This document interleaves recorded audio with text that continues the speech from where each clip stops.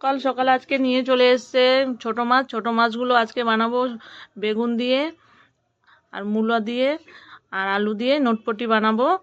ছোট মাছগুলো কিন্তু পাওয়া যায় না এখন বাজারে, আজকে পেয়ে গিয়েছে, নিয়ে চলে এসছে। আর ছোট মাছ কিন্তু ভালোই লাগে খেতে এইভাবে তরকারি বানালে।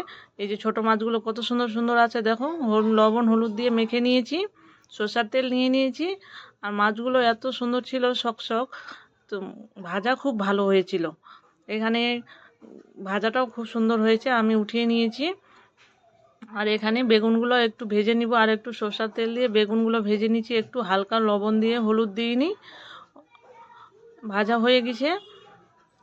এভাবে করে ভাজলে কিন্তু ভালো লাগে। এখানে জিরা দিয়ে দিয়েছি, পেঁয়াজ কুচি, কাঁচা লঙ্কা দিয়ে এই মূলাটা আর আলুটা দিয়ে ভালো করে নাড়াচাড়া করে নিয়েছি। এখানে শুকনো লঙ্কা বাটা, এখানে আদা বাটা, জিরা বাটা, রসুন বাটা দিয়ে ভালো করে নাড়াচাড়া করে নিয়েছি। হলুদ, লবণ আর এখানে জল দিয়ে একটু কষিয়ে নিব। আর বেগুনটা ভেজে রেখে একটা টমেটো দিয়েছি, আর বেগুনটা ভেজে রেখে দিয়েছিলাম, ওই বেগুনটা পরে ঝোলের জলে দিয়ে দিব। এই যে এখন ঝোলের জলটা দিচ্ছি, এই জলটাতে একটু ফুটে যাবে, তারপরে বেগুনটা দিয়ে দেব। বেগুনটা এভাবে করে দিলে ভালো লাগে। আর রান্নাটা, এই ছোটো মাছের রান্নাটা খুব ভালো লাগে মূলা বেগুন দিয়ে। এখানে চাইলে আপনারা পালং শাকও দিয়ে দিতে পারো, আমার কাছে ছিল না পালং শাক। এভাবে করে ছড়িয়ে দিয়েছি। ভাজা মাছটা দিয়ে খেতে কিন্তু খুব ভালো লেগেছিল।